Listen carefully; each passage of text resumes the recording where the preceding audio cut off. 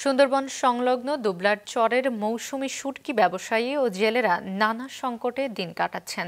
এই খাত থেকে একটি বড় অঙ্কের রাজস্ব আদায় হলেও শুটকি ব্যবসায়ী ও জেলেদের জন্য নেই কোনো নিরাপত্তার ব্যবস্থা, এমনকি নেই কোনো সুপেয় পানি বা চিকিৎসার ব্যবস্থাও। মোংলা প্রতিনিধি আমির হোসেন আমুর পাঠানো তথ্য ছবি নিয়ে ডেস্ক রিপোর্ট।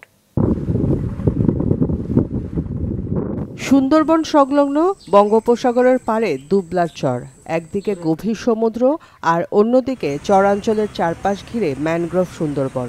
এখানকার 4টি চরে প্রতি বছর শীতের শুরুতে শুটকি মৌসুম ঘিরে উপকূলের কয়েক হাজার জেলে ও ব্যবসায়ীরা আসেন সামুদ্রিক মাছ আহরণ ও শুটকি প্রক্রিয়াজাত করতে।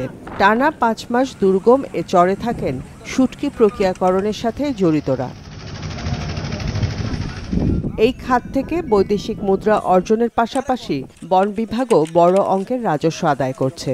গেল কয়েক দশকে শুটকির উৎপাদন ও পরিধি বাড়লেও নানা সংকটে দিন কাটাতে হয় জেলে, ব্যবসায়ী ও শ্রমিকদের। বছরের পর বছর এসব চরে নিরাপত্তা ব্যবস্থা নেই বললেই চলে। প্রায় পার্শ্ববর্তী দেশের জেলে ও জলদস্যুদের হামলার শিকার হতে হয় জেলেদের। নেই সুপেয় পানি বা চিকিৎসা ব্যবস্থা, এমনকি জলোচ্ছ্বাসে নেই কোনো আশ্রয়স্থলের ব্যবস্থা। সুন্দরবনে মাছ ধরতে যাই তখন ভারতীয় জেলেরা এসে আমাদের সাথে যে আচরণ বা দুর্ব্যবহার করে, আমাদের মাছ কেড়ে নিয়ে যায়, আমাদের মারপিট করে, তার কোনো প্রতিকার হয় না। জ্বর জাতীয়লি সমস্যা, ডাক্তারের ওষুধপাতির সমস্যা। স্বল্প ইন্টারেস্টে কোনো রকমের কোনো সাহায্যের ব্যবস্থা সরকারি তরফ থেকে নাই। এরা সাধারণত এনজিও, গ্রামের যারা সুদী, এদের কাছ থেকে মেইন টাকাটা নেয়, আর আমরা যারা ব্যবসায়ী আমরা কিছু টাকা দেই।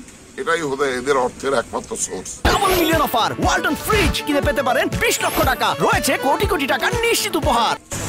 যদিও প্রশাসনের দাবি শুটকি মৌসুমকে ঘিরে সমুদ্র ও সুন্দরবনের অভ্যন্তরে নৌপথে কোস্টগার্ড ও বন বিভাগ কাজ করছে। শুটকি মৌসুমে যাতে শুটকি ব্যবসায়ীরা নির্বিঘ্নে বঙ্গোপসাগরে মাছ ধরতে পারে, সেজন্য বাংলাদেশ কোস্টগার্ডের টহল সবসময় চলমান রয়েছে এবং ভিনদেশি কোনো বোট বা ফিশিং ট্রলার যাতে আমাদের বাংলাদেশের সীমানায় না ঢুকতে পারে, এর জন্য বাংলাদেশ কোস্টগার্ডের জাহাজ 24/7 সবসময় টহলরত অবস্থায় থাকে।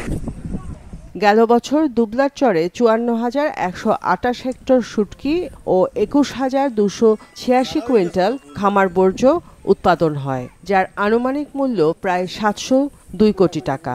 আর এই খাত থেকে বন বিভাগের রাজস্ব আয় হয়েছিল 7 কোটি 23 লাখ টাকা। চলতি মৌসুমে শুটকি উৎপাদন ও বন বিভাগের রাজস্ব আরও বাড়বে বলে মনে করেন সংশ্লিষ্টরা। মাছরাঙা নিউজ ডেস্ক।